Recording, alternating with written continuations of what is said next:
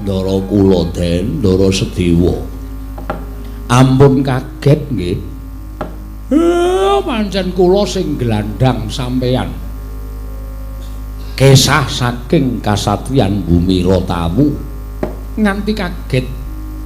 Penggalihku Kakang Semar sejatine mengku surasa ing kepiye? Dene wis sawetara suwe aku mbok kanthi mapan wonten telenging alas. Angayam ngono bebasan mlebu metu jroning alas. Mongko iki wis ndungkap sak candra etung klungguhanku nggon ninggalake kasatriyan Bumira Tawu. Kula niku jane kok kaya ora mentala nalika sampeyan lan kadang-kadang sampeyan ndara-ndara kula Pandhawa sami sak pejagok. Nek ketingale pancen mung pangendika lumrah. Nanging nek diitung enten ati niku mujudake dawuh utawa pamecut saking Kang Raka ing Jodipati. Miwah sinuwun ngamarta ingkang nalika semanten sami ngendikaaken nek Pandhawa isa mulya Pandhawa isa njayeng bawana wonten negari Ngamarta inggih awit saking anggenipun sami alampah priatos wekasan sampun sami pikantuk kanugrahan. Ndara Puntadewa pikantuk wahyu dharma, Ndara Werkudara pikantuk ngelmu kasampurnan sangkan paraning dumadi lan sak piturutipun. Malah Ndara Janaka upami dipun petang menika mboten saged kawical kathahing driji wahyu ingkang sampun mapan angganipun Ndara Janaka. Nalika semanten Ndara Werkudara paring dawuh inggih namung kadangipun wragil ingkang dereng pikantuk kanugrahan. Den, nek cara kula mula kula terus wanteng Bumira Tawu panjenengan kula kanthi kula dherekaken manjing telenging wana menika supados sak mangke jengandika Ndara Sedewa menika nggadaha krentek karekat lan niat anggen paduka badhe nggayuh kanugrahan Kakang Semar. Monggo wektu dina iki ora ana sasmita ingkang ndak tampa lamun dewa bakal matedhake kanugrahan. Sing kandha sinten?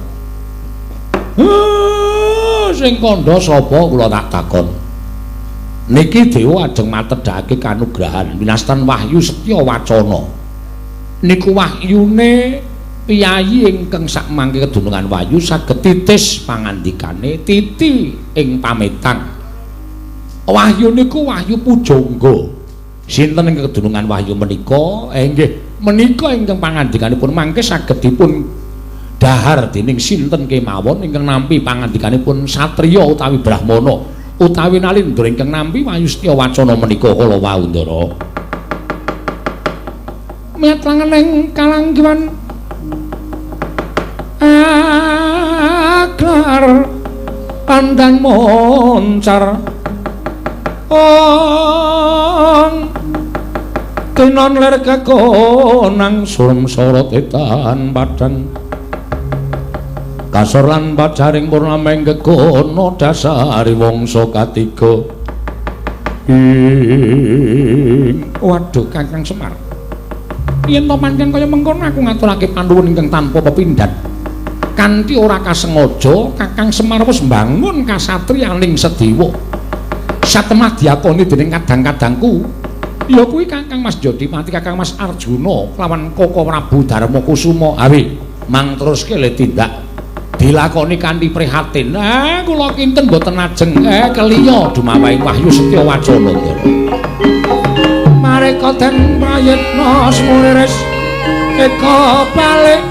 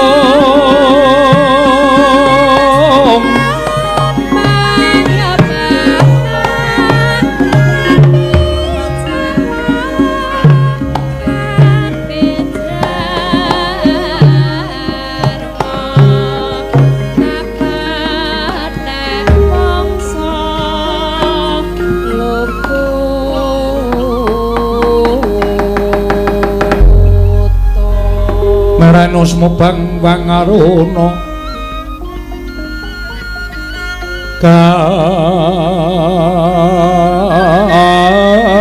kadinetraning uga rapuh sataning kukila ring kanikara sakatar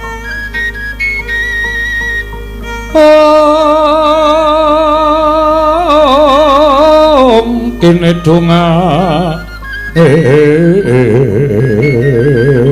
engkung lir wowo sing pine panca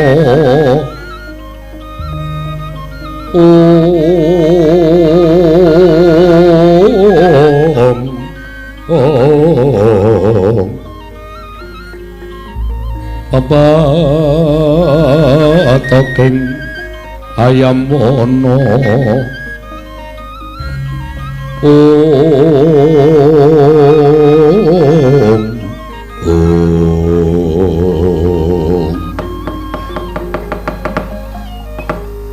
Mas Nomo Sidam Skaring Bawana langgeng Kakang Rada menawi niki mboten pangling menika kadhi sowanipun Sukma Wicara ingkang abiyantara ning ngarsa ulun Kakang tumuli ngatimbalana menapa wigatosipun dene Kresna sowan mongko kanthi badan wadak Kakang Rada lenggah ingkang langkung prayogi inggih ngestakaken dawuh Kresna padha kanthi harja saprapta kita kulup wayah kulun Dwarawati tansah pinanganing kawidadane ing sambikala kulun kula akan sembah bekti kula kunjuk iya ya Kresna ulun nampa agar ya bombong tias ulun ora liwat pangestu ulun tamanana kula pun dinggo jimat paripe ndayana ing kasantosan Narayana utawa gatine dene jeneng kita sowan ngabyan loro kulun njumbuhaken kan sasmita ingkang sampun kula tampi bilih samangke pukulun badhe matedhaken kanugrahan inggih menika Nastan Wahyu Setya Wacana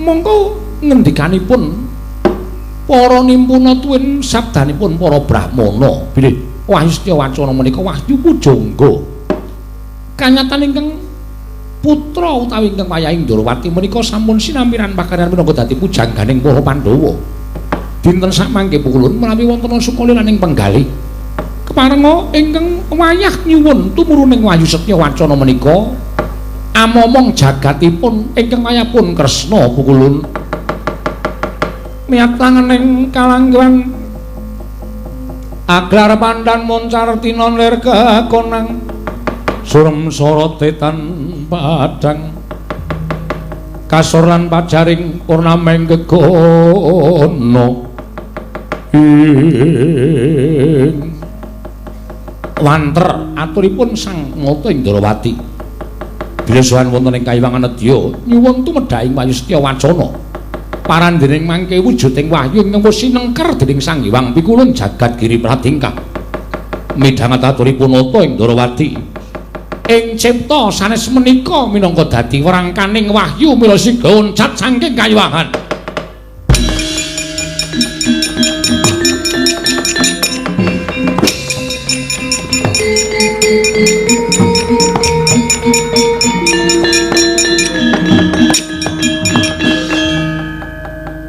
Kresna kula wonten maring dawuh aja sira ngluputake kelawan panjenengan ulun nanging yeti kabeh wis pinanta anut gegolonganing kodrate dewi-dewi kepareng maduka paring dawuh mekaten pukulun bareng kita matur kelawan kita sowan nyuwun Wahyu Setya Wacana mbok menawa wahyu wis mireng apa kang dadi atur kita mila tumuli oncat sak temene wahyu wis ulun sengker madyaning angganing pukulun Bathara Gurya ulun pribadi nanging samangka teka oncat saka ing Kayiwangan yen pancen kita kepengin kedunungan wahyu bujungen playuning Wahyu Setya Wacana Kresna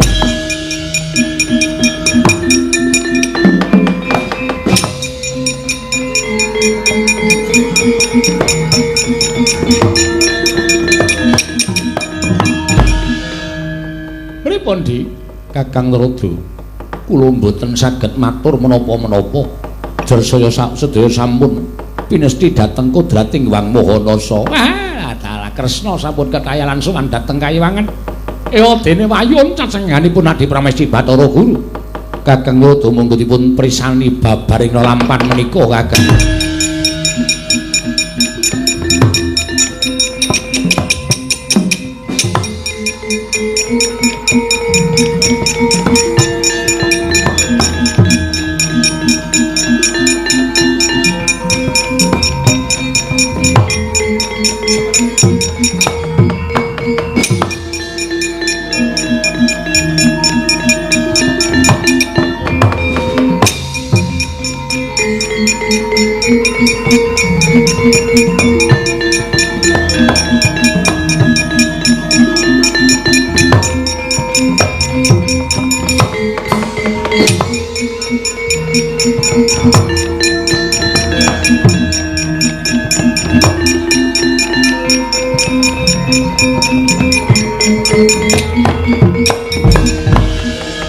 Bumi gonjang ganjing langit kelap-lapaton lir kincanging risang mawe gandrung wiradal nganti diubeng-ubeng karo playuning Wahyu Setya Wacana. Setemene aku wis krasa nanging ya sing jeneng menungsa mono diwenangake mbudidaya mbok menawa srana pambujungku marang Wahyu isa kecekel lan isa mapan ana ngangganing Nata Ndrawati dene ora aku wis nglenggono lho. Ora pancen Koko Prabu Mandura kok karo Kakang Patih Pragata mongko adat ingkang lupi wis lakon. Koko Prabu Mandura pendak-pendak tindak nganti awan Patih Pragata mesti ora keri gajah Puspa Denta. Lah kok iki ora nitih apa-apa. Lah dalah.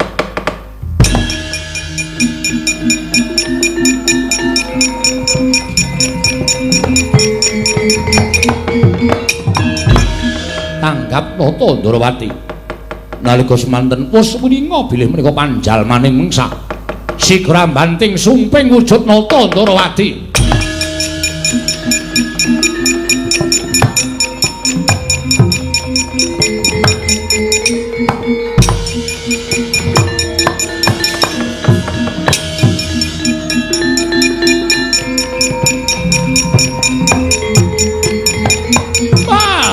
Yai Prabu, Yai Prabu.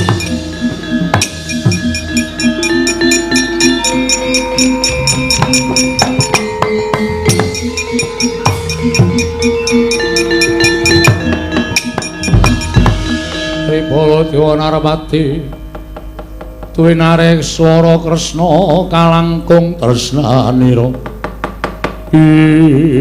waladal Kresna lha kok Syadi mapan ana ing kene iki wigati napa iki Koko Prabu estunipun boten wonten menapa-menapa namung upaya dhateng kadang kula pragil waladal wis entuk gawe inggih derek aja kendhat gone Syadi Budidaya supaya iso pinanggih kelawan kadangku ragil Koko Prabu kasinggihan Kresna wonten maring adawuh malah kepasang yuk katuji ngenudripun Kakang ketemu kelawan Syadya ning papan dene ngerti yo lamun pun Kakang dinuta dening Kyai Prabu Duryudana Syadya wis prisa nalika semana bapa penemban Durna negara Ngamarta bakal mboyong marang Syadi nanging cabaring gawe tumuli Kyai Prabu Duryudana tusan kelawan pun Kakang supaya mborong kelawan Syadi Kresna kaya aja selak yen kowe wani duwa keparengipun Kakang apa kira-kira Kresna wis ora ngabekti karo Nata Mandura nggih sinuwun kula aturi mbangun mitra dhateng parentahipun ingkang kadang werda sinuwun Prabu Baladewa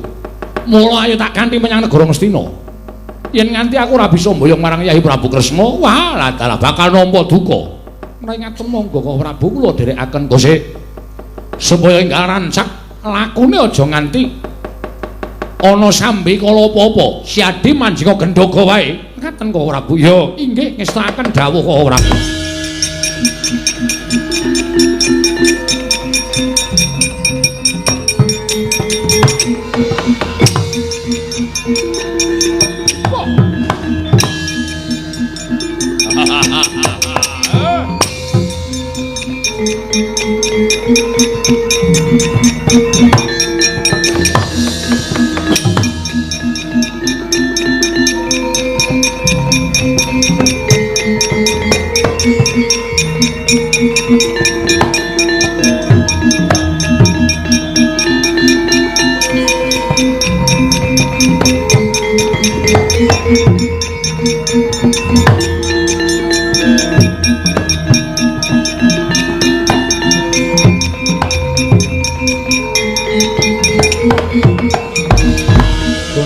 Ganjing langit kelap-lapaton lir kincanging risang mawe gandrung ing pilahing Mastunama sidam skaring bawuna langgeng Raden Sediwa ayo kaget ulun ingkang merpeki kelawan jeneng kita sayekti ulun utusaning Sang Hyang Jagat Girinata ingkang anyalira kanugrahan kang aran Wahyu Setya Wacana tanana ingkang pantes minangka dadi swarganing Wahyu Setya Wacana kejaba amung ngangganing Raden Sediwa mula tata-tata Raden dina samengko sira bakal nampa kanugrahaning Wang Mahanasa ingkang aran Wahyu Setya Wacana satemah samengko nadyan sira minangka dadi ragiling Pandhawa bakal pinercaya dening sagung kadang-kadang kita Pandhawa liyane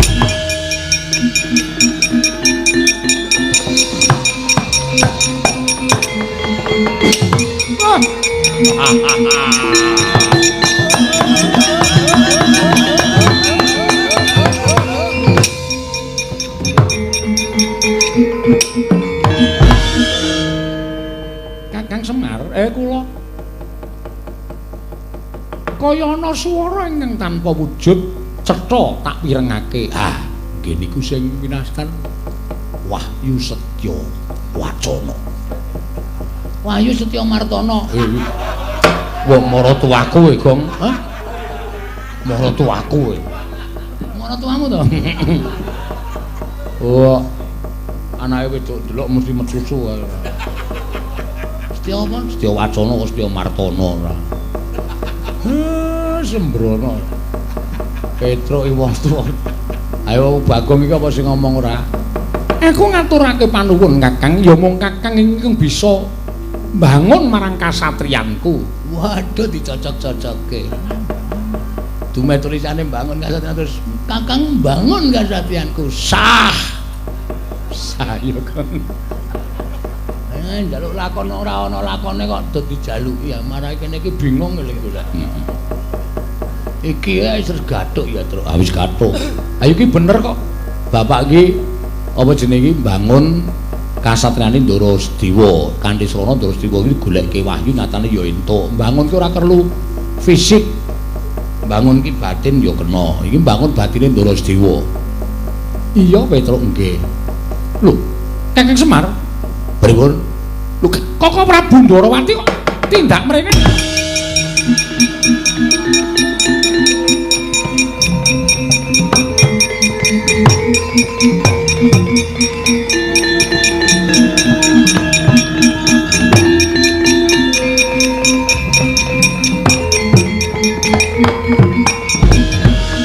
Kunjang gancing langit kelap-lapaton lir kincanging risang mawe gandrung ing Koko Prabu kula ngaturaken sembah bekti kula punja ya Sedewa ndak tampa pangestunipun Kakang Tampanana kula pun dinggo jimat paribeh Koko Prabu mbujung menapa ora pun Kakang ora ngoyak apa-apa pun Kakang sinambiran pakaryan ngupadi kelawan Siadi tindak ngendi nggih dipun boyong dening Kakang Semar purih ngupaya kanugrahan lho ngupaya kanugrahan inggih wis entuk gawe sampun Prabu ngendikanipun Kakang Semar namanipun Wahyu Setya Wacana sampun mapan ngangganipun ingkang rayipun Sedewa syukur Yayi syukur pun Kakang melu bungah ya mung tak jaluk aja ninggal marang kasatriyan kewajibanmu isih akeh ayu kondur ning Ngamarta monggo Koko Prabu kula dherekaken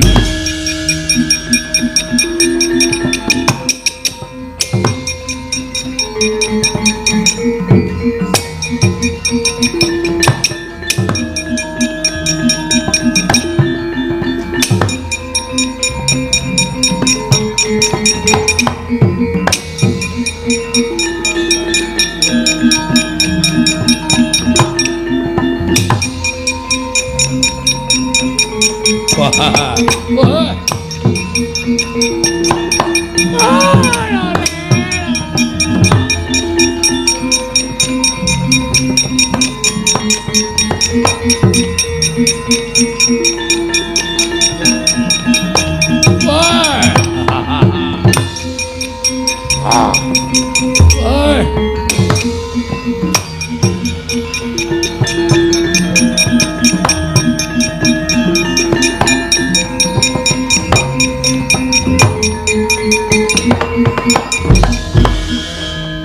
Durna kula wonten dawuh Pandya Petari ngantos sumengkung nanggen kula ngentosi paduka Pandya Petari kados ngenteni sineming Palawa gabus kumambang ing Sila Kresna ning kowe aja kuwatir ana coba sawangen gendhoga ning ngarep aku iki kira-kira menemu isine apa kula piyambak mboten mangertos kowe lak kandhani ya Durna nggonku wujud nata mandura gampang banget nggo nrimo marang nata Ndarawati Wakasana Ndarawati tak apusi tak kon mlebu jroning gendhoga dheweke mapan ning jroning gendhoga iki.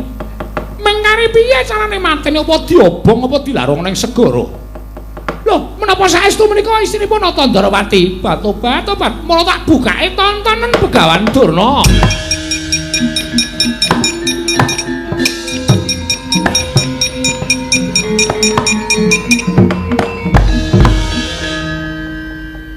Das pundi Pandya Petari das pundi lho tobat lah kok arti ora nduga mana jroning gendhoga kok isine mung sumping lho wonten gendhoga isine namung sempak sumping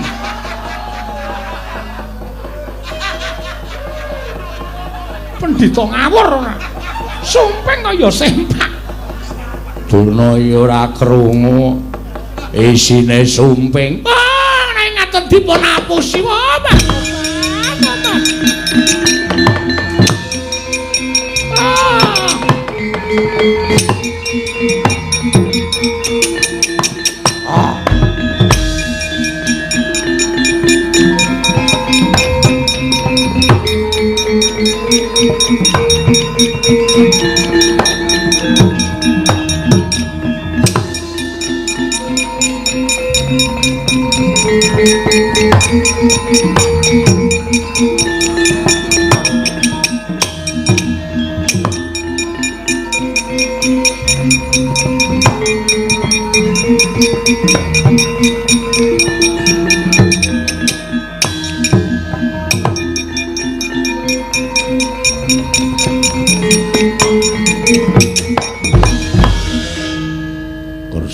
kakangku. Kaya janji wis tak ucapake Werkudara pun ngakang budal saka negara Ngamarta ngupaya karo adimu lanang. Dewa, wonten dawuh Mas. Minggat nanti. Sanes kula ingkang kesah nanging krana dipun aja-aja dening Kakang Semar. Dipol, everyone. Tojak nendi? Golek wahyu. Wahyu apa? Wahyu Setya Wacana. Entuk gawe apa ora? Ora entuk gawe aja bali ning Ngamarta. Mang presani to, piyahipun pikantuk wahyu ale mboten niku ora beda to. Cahyane Ndara Sedewa pun benten. Wah, ragil. Wonten dawuh. Syukur nek kowe entuk wahyu. Nyedarine. Inggih. Sampun dipun dukani ya, Mas. Ora. Wah, bagus. So junjung derajate karo wong tuwa. Besok meneh nek Werkudara nyuwarani karo kowe aja tok pangan mentah ning hitungan suaraku ki piye? Tok gelar tok gulung. Aja dipangan mentah sampe naik dhewe. Nggih. Wis entuk wayu. Sampun. Syukur. Petruk kowe iki ngapa mbaleske? Kene iki rawani bales nek aku sing rasem bales rampung-rampung. Wah, cah bagus.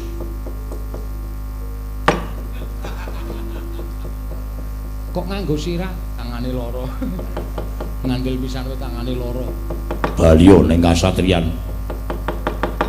Sing ora trimake karo kahananmu entuk wayu aku sing nandingi. Nggih, ngestaken dawuh, Mas.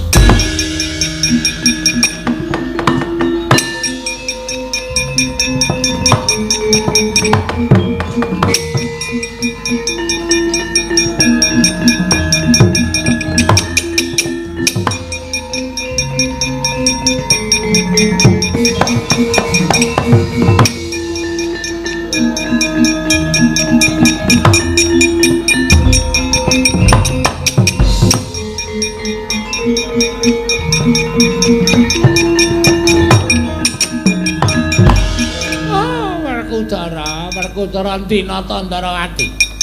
Kowe golek Kresna arep digawe apa? Kresna bakal dadi pepalangku nggonku gawe Wahyu Setya Wacana.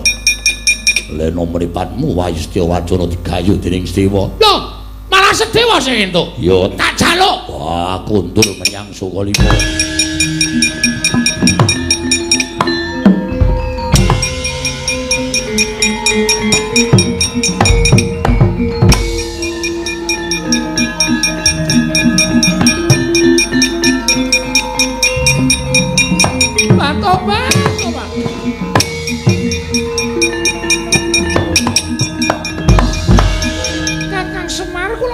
Nata Ndarawati, ora usah ketemu Nata Ndarawati.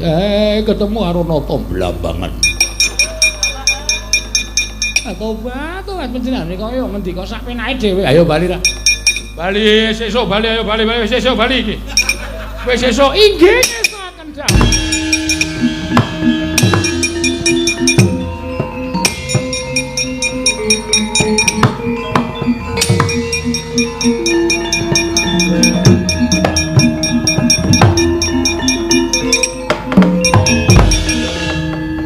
Madang ngejak agak tunggu paneng sapucaing wukir marebak bang sumirat keneng soroting surya mega lan gunung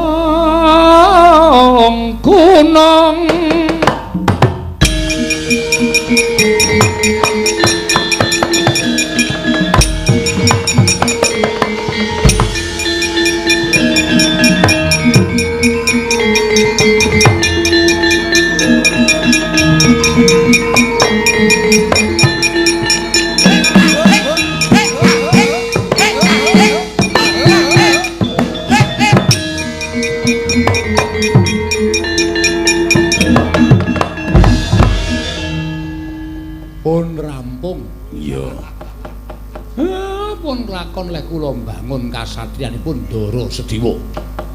Iya Semar. Kok ora kasatriyanmu dhewe. Apa duwe? Ora duwe mbangun ngene wong liya. Iya.